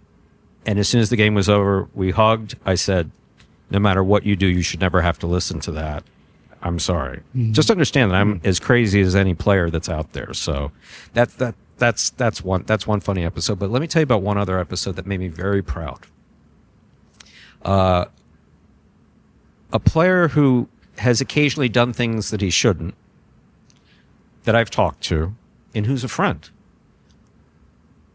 told a new player who came to the program, who may be doing similar things, may not. He pointed at him and he said, always tell him the truth, the complete truth. Don't try to hide it. Tell him the truth. Because if you're honest with him, that's an honor. That's an honor to be a manager that people want to be honest with. That's an honor. That was one of the nicest things that a player ever said. I think it was 3 years ago, in the day of the draft, Scott Sabin introduced you as the voice of Jai-Alai. Nowadays, what does it mean for you? It's kind of an asset and a symbol of authority, or how do you feel? The Frank Sinatra of Jai-Alai? No. There have been many. I would say that what's different with me and other jai-alai announcers is that I have a greater degree of freedom to have a more like radio show conversational approach. That hasn't been allowed in jai-alai because what are you going to do in the auditorium? You're not having a back and forth with the audience. So I have that freedom, so it's not a fair comparison. As far as voice, no, I think that Dave Lemon is a better announcer. I think that historically Dave Lamont was a better announcer. I think that one of the best announcers that ever, Tony, and I'm blanking on his last name at Orlando, what a voice and just what a command of the court he had. No, there have been throughout history, Jack Patterson at Tampa, there have been great jai-alai voices. Tom Contreras, rest in peace. Yeah. I mean, there have been great announcers. I am just one of the moment, let's say. And because jai-alai is getting a lot of attention, it's up a lot of places. So I'm currently the voice of jai-alai. I can avoid it, and I think I told you before, every time I watch the games overseas and I listen to both of you, Andrew and you, I say, my God, they're terrific. They're wonderful announcers. Thank you. Because you don't stop talking, no? You always have something to say. And also, in this kind of court, as you said before, you don't have too much room to make the point. It's not like watching a game in a long court, Guernica, San Juan de Luz, wherever, 54 meters, a lot of space, tactic, strategies. The balls are different, the communication. Here, everything is simplified. Mm-hmm. And when you get the best out of it, I say, oh my God, I won't be able to say a single word saying, because what can I say? The the front court is attacking the back court, but too much space, or like 4 or 5 minutes of lasting the point. What can I say? I mean, these guys deserve a lot of credit. Andrew makes it easy for me because Scott wanted a particular type of announcing, and I didn't understand. I've told the story many times. I didn't understand for 2 years what Scott wanted. And then Andrew came, and Andrew and I were going into a meeting with Scott, and Scott had written a 3-page script to tell us exactly what we needed to say and how we needed to do it. And I'd gotten wind of this. And I said, "Oh, Andrew, we need to." So Andrew and I met before. I don't think Scott knows this story. He will if he watches. And I said, "Andrew, I need you to come in a half hour early." So he came in early. I said, "If we don't go in with a game plan, we're going to wind up, hi, Andrew, how are you today? Oh, I'm fine. Something happened on the. Don't get me wrong. Scott's entertaining, but it's like I can't announce by a script. I can't talk by a script. I can't memorize anything. So Andrew and I worked out very early on that he was very good at stats and numbers, and also he would get better at the highlight part, whereas let me talk about the highlight. We worked that out very early. Andrew is a quick learner, and he is just a fantastic person. He doesn't have too much background with Jai-Alai, right? This is his entire background. It's unbelievable. This is his entire. He attended a few highlight games, as did his family. Another question is, you have to manage players, and at the same time you're announcing. Is that comparable? Do you feel a sense of favoritism with some of the players? I do. When I'm watching games, I don't know why, maybe something psychological that I can explain, but you always go for someone. I don't know why the reason. Tomorrow I'll be watching the final, and my heart or whatever, for I don't know what reason, is going to be for a certain team. No? And I don't have any interest in one of the others. I can say honestly that is okay. So let's talk about. Okay, so there's a couple questions there. Yeah. First of all, managing versus announcing. Lindsay Savin, she's the executive producer. She deserves her own title, but she is also Scott's daughter, is in charge of production. So she is theoretically my boss while I'm announcing. She wants me to completely detach from my management responsibilities while I'm announcing. Sometimes that's not possible because something happens or something. Mm-hmm. Sometimes it's just not possible. And she's understanding. For the most part, she's understanding, but she'd like me to be further away and focus because she's focused on the presentation. And even when I talk, it's like, don't bring up so much about management of the players because announcers don't manage. So I have to get that straight in my head. But by the same token, my management responsibilities are what's more important? Well, to the broadcast, it's that. So there's a bit of a conflict there. As far as favoritism, this has always been something in Jai-Alai. There are just naturally personalities who you're more comfortable with, and especially, I mean, having grown up around Jai-Alai, where Basque players are concerned, they used to intimidate me when I was young. I mean, I was so intimidated because, and as we've discussed, once I began to understand the culture better, and understand the background better, I understood that it didn't come from a place of what I thought when I was young, and I mean young, 10, 11 years old, arrogant. It didn't come from a place of arrogance. It came from a place of protection. We stay together because we've always gotten screwed, and we need to protect everything, our sport, our heritage, how I understand that. So I would say that I felt that there was a natural distance between myself and a majority of European players based on the language and based on the culture. And I was never, and in many cases, it's their sport. Is that a deal when you have to deal with Mexican, Philippine, Basque from the south part, Basque from the north part? Are there different types? 100%. 100%. 100%. There have been times where I've said, pissed off in Fort Pierce or something like that, give me a roster full of Filipinos and Mexicans. Please do that. And of course I didn't mean it was an angry moment at the time. It's so, as I've gotten older now though, it's like Inaki and Olats.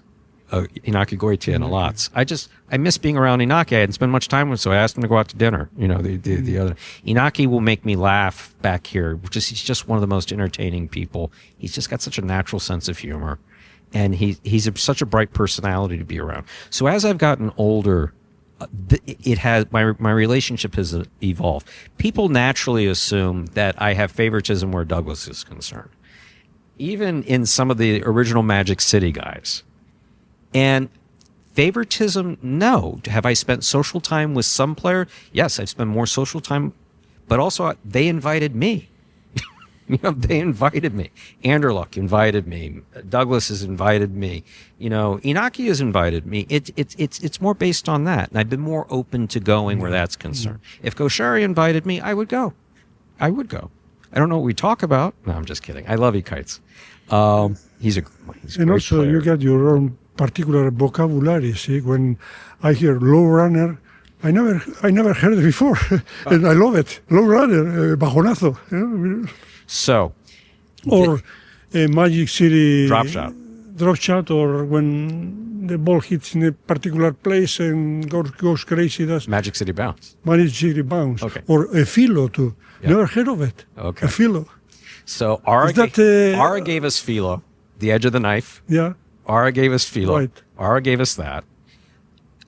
Scott, in the very beginning, going back to 2018, he felt that one of the things that separated the American viewer from the sport were some of the terms.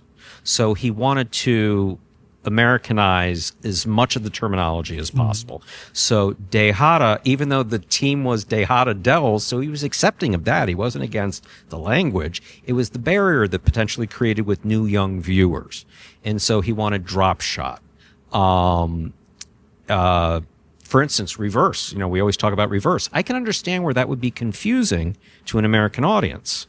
Throwing the reverse. He's got a good backhand. Well, okay, so I call it a backhand. Now I call it a backhand constantly.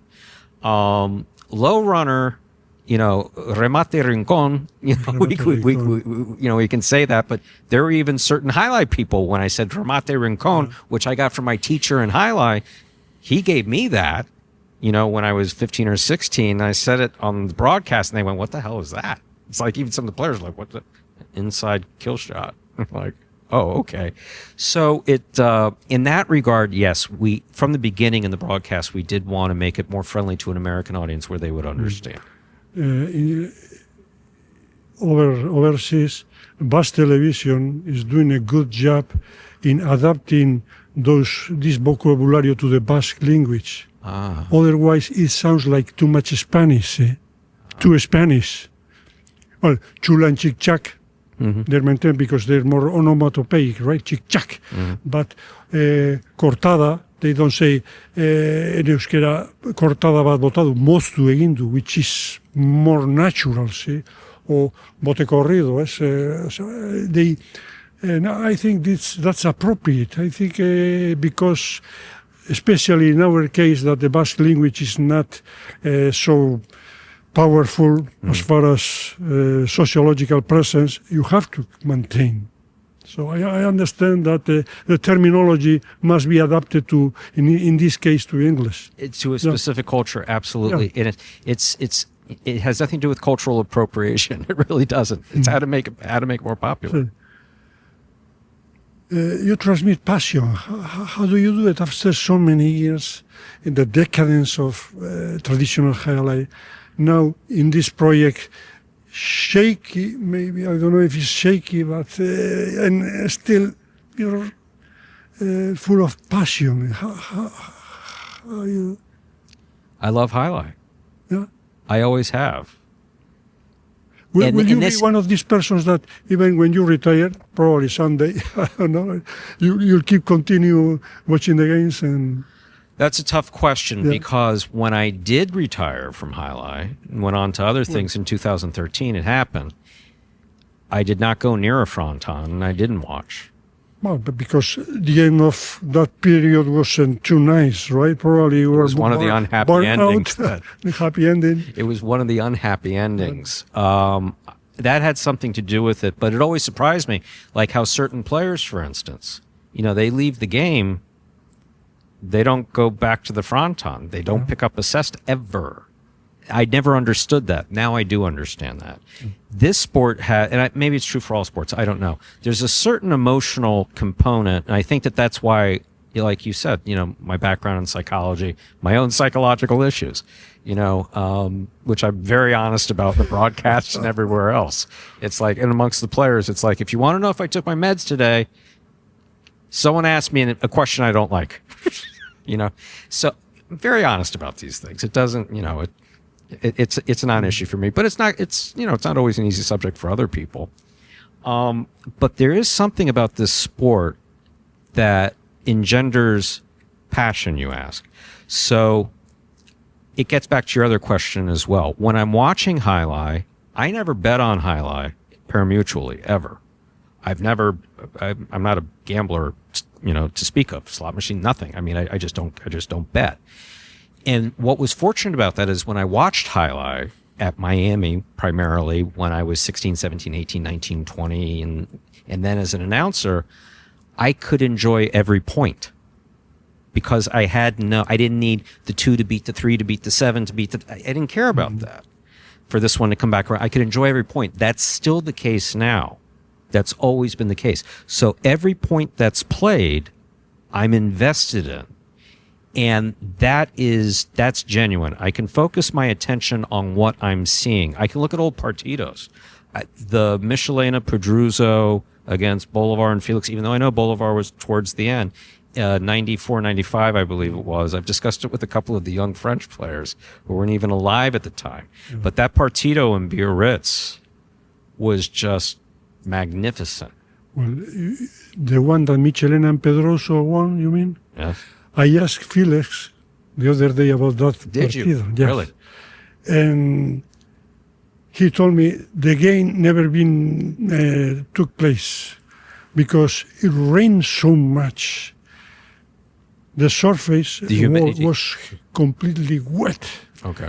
So the main wall, and they use this kind of serring, what we call it, to clean the court, but still you couldn't stand, you couldn't throw the ball using your legs. Wow.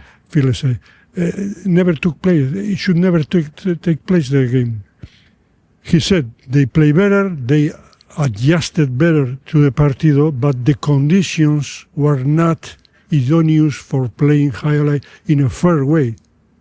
I never. He recognized that sure. Michelena was playing great, Pedroso, but the way he used to play based on his leg, because Felix would plant and just when you use your right hand, of course, and just the go over way the top. You need your legs attached to the floor, and he couldn't do. And Bolivar was maybe a little bit over the hill, and when the floor is wet, you don't move. He can't move left to right. Yeah, sure. Just no, it was very so. Like an episode of the game, right? I can be passionate about. So it's legitimate. There's no false passion there. It's that I really, really enjoy. Including, it's like, well, then how? If you're passionate about the sport, what did you guys do to it in 2018? How could you be passionate about Nate the Great and El Barba? I'll tell you, JR and I think, have this in common. We trained them from nothing. He and I, together, we trained them from nothing. So when they got the serve in, it was exciting. When they made a rebote, it was exciting. And I know that guys were playing at Dania going, oh my God, that guy got $125 and all he did was serve it 4 times and the other guy dropped the ball and whatever, and I'm playing for 80 or whatever it was at the time. How does that happen? Well, that's just jai-alai. It's, it was legitimate excitement over those players, and it still is. I like when, El Barba had to come out and substitute the other day. He was asleep on the couch. Just kidding. He was on his couch. But he had to come out. That excited me. Stu, if you had to explain jai-alai to an 18 years old who's never seen the game, what would you say? Picture it. Explain the sport or the history? The sport, jai-alai. What is this all about? El Barba playing. I've explained it so many times on, when I was involved with public relations at Miami, they come with the camera from whatever, you got 5 minutes to prepare, And it's like, explain the game. So you say it's the world's fastest ball game, and you catch the ball. You have to catch it and throw it in a wicker basket. Mm. And it's exciting. It's like if I had to explain it, jai-alai this is one thing I have noticed. People either really get into it, or they go and they say, that was nice, where are we going for dinner? Mm. It's one of two approaches. There's really no one that's lukewarm about jai-alai. That's been my experience. So as far as explaining it, transmitting my enthusiasm for it is so difficult to master it. Truly difficult. There's so much that goes into mastering it. That's why if we talk about a player, we talk about Ara or Mitch. For Ara, I believed it was natural. For Mitch, it was more mechanical because he had to work. Whereas for Ara, it was genuine. It was just natural. He was naturally, and still is, even with 2 bad knees. He right now could go into the draft as a 4. And I'm not even good where the draft is concerned in those numbers. But I've seen him tear guys up out here. Literally tear guys up out here with that right side. Still.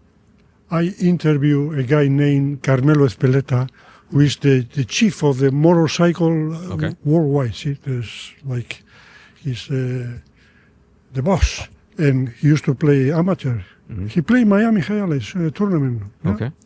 And he was telling that someone can drive a car 200 miles an hour and you don't feel anything. Yeah. But you put that guy against the left wall while the point is being played, and he's going to get the hell out of this in panic. He's going to go in panic, and he can drive one formula or a motorcycle at 200 miles, and nothing happens. But 100%. Yeah. I have worked in emergency rooms with psychotic patients, hearing voices totally out of touch with reality, who needed to be restrained. And I was part of the restraint team as medications were being administered. I would sometimes rather have that interaction than have a difficult conversation with a jai-alai player. Especially a player we don't have this conversation. I haven't had to have it. But a player who's at the end of his career when he doesn't think that he's at the end of his career. What do you dream may happen to jai-alai in the next few years? Let's start in a fantasy way, if you want. It's really not my fantasy. It's Scott's vision. I hope Scott's vision comes true. Which is? Which is that, well, now there's another element to it, which has always been more people will watch, more people will back the teams, more people will come when we have the event, and now that's going to be more true over at Miami, in that, it's going to be an entertainment center, because entertainment is going to be part of it. That's part of the relationship between the two organizations. Is Scott has a wonderful history with bringing entertainment to parimutuel facilities, concerts that he had here, concerts that he had at Gulfstream, and now that'll hopefully be the same thing. Not hopefully, that will be the same thing at Miami. That'll be a part of it. So jai-alai will be incorporated into that. So I hope that Scott's vision, my dream is that Scott's vision, not my vision, because I'm a good manager. I'm an effective manager because I get the plan and I execute. Mm-hmm. That I'm good at. Visionary, I'm not particularly good at. I'm not good at seeing things, especially other people's ideas. It's like it takes me a while to learn it. I'm much better at history. So I'm hopeful that Scott's vision and Lindsay's vision, and Dan is very clear on the vision, that their vision for jai-alai, which is that it break even financially, that people watch, and that it brings in enough money so that players, jai-alai players, this is really his vision. It's not for his success. And he's told the players this. It's so that jai-alai players can get the respect that the sport deserves, and they can get the financial compensation that it deserves. And I don't have to tell you that amongst highlight players, they're pretty cynical about that. Oh yeah, sure, that's what he wants. It's very easy to say that, but no, that's really what he wants. That's really what he wants. Now, whether they get in salary or prize money, that's a debate that he and I have gone back and forth. I said, what are you going to have, a $10,000 game? You know, if this thing has got money coming into it, you're going to have $10,000. That's another thing that we haven't figured out. You know, what is a highlight match worth? You know, what is the value of that compared to comparative costs and training and whatever? So these are things that I hope that we have to deal with in the future. And he's been very clear that every profitable dollar goes to the players. Now, not in a handout. What legacy would you like to leave in that story, in this story? You're 56. I have the feeling that you're going to be like Pedro Mir, that will be forever and almost forever. My legacy? That's a tricky one. That's a very tricky question. I didn't think I would spend my life doing this. And I certainly didn't think after 2013 that I would be doing it in any way. I wasn't, just like I wasn't prepared for it in 1991 when I was 22 years old, I wasn't prepared for it at 48. It was a happy accident, I'll say. And this Miami Jai-Alai thing,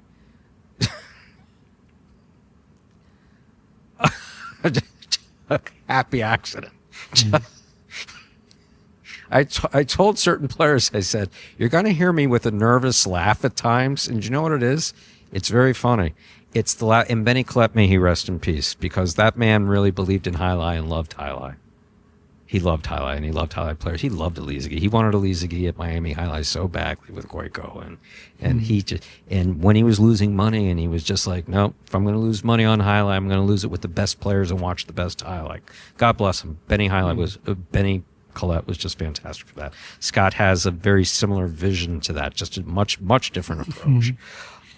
So I follow them. You know, I follow them. I've been given an opportunity to work in Jai-Alai. I'm more focused on an individual legacy, not so much in Jai-Alai, but amongst the individual players. I would like the greatest number of players, even some who I've terminated over the years, even Eric, sincerely, to say, if nothing else, he treated me with respect. He treated me honestly. He spoke the truth. I think that a number of highlight players who were there when I was explaining how bad things were in Florida gaming, I think that they now have said, wow, he really was telling the truth. They were really telling the truth. We were really telling the truth. So that he dealt with us honestly. He respected the sport, because everybody knows I love the sport. Everybody knows that I love the special nuances of the sport. They do know that. So a comparison to Pedro Mir in that regard, yes, I love court positioning. I love the fact, I made the observation the other day, and it pertains to Friday night. Let's talk about Friday night. How the more mature players on the Cyclones, what I have noticed is that what maturity brings to them is conservation of movement. And as I've looked out amongst Jai-Alai in general, I believe that that's the case, that the more mature Jai-Alai players, that the players who play beyond 30, towards 40, that their court, like a Ratio is the best example. I don't know that I ever saw him throw a fall down Rabota. He was always in position, always in position. Chiruka said about Orbea. Orbea was like God. No matter where you threw the ball, he was already standing there. So court positioning is so key, and that as you mature in Jai-Alai as a player, that conservation of movement, so that you can so you're not expending so much energy, not because you're older, because you know where to be and you know where to throw the ball and you have the skill to throw the ball. Whereas the younger players are like this, and it's exciting. Alex, Arrutia, these guys, it's like it's very exciting, but also a little tiring and a little dangerous at times. So that comparison to Pedro Mir about me knowing the nuances of Jai-Alai, like a Berenson maybe, they understood the detail of the play, and I believe I do too. I knew when I was very young, as I told you in one of our face-to-face meetings, I knew that I played in the jai-alai school and I had good form, and I knew that I would never play professional jai-alai. I knew that I would never play professional jai-alai, and I'm okay with that. I'm totally okay with that. And then for years, I got calls from players who believed that they could play professional. I had to tell them they couldn't play professional. They didn't get it. It's like, you just don't get it. So as far as the legacy, it's more personal. I would just like people to look back on a funny interaction or some way that I made them laugh or some way that I had taken care of a problem or some opportunity that I made available to them or some honest conversation that I had with them, even if they're not happy. There's one player on the roster, for instance, who remained nameless, who is of a jai-alai family, a few generations, who never wanted to be a jai-alai player. He's here. He's been here for a few years. And we occasionally talk. And are you okay? This isn't what you wanted to do. This isn't what I wanted to do. But it's been a wonderful life. You know, it really has been. All ups? No, but that's like, life isn't all up. You know, it really isn't. So the legacy that I would like to have is personal. I would like people to speak, not to speak. I don't care what they say or what they write. What they write. I don't. It's what they think. I would like them to have at least a warm feeling where I'm concerned, because that is sincerely where I've come from. Stu, it's been an honor to have you here in txik-txak, in your house. The last interview that's going to take place on this court? How about if we make an appointment in 3 years? So 3 years. Yeah. I think I spoke earlier about 2 years, but I would love, I'll tell you what, in 3 years, absolutely. I would love to speak to you again in 3 years. We can even do it next year if you want. In the middle of Miami Jai-Alai, in the middle of the court. We can have it in the middle of the Miami Jai-Alai court. Thank you so much, Stu. It's an honor. It's been a pleasure. It's an honor to be associated with the sport. It's been an honor talking with you. One thing I do want to say is that when I did have to write something very sensitive, I could have spoken to anybody in jai-alai. I sought you out specifically because in these interviews and in your blogs, you have a sensitivity to all of the nuances in all of the sides that is unique. You've been very helpful in that regard. And also, what I like best about it, you came full circle because you weren't a fan of this theory in the beginning, but you came full circle. That speaks to an open-mindedness that I think is great. So thank you. Okay. Thank you very much. It's been an honor and a pleasure. Thank you so much.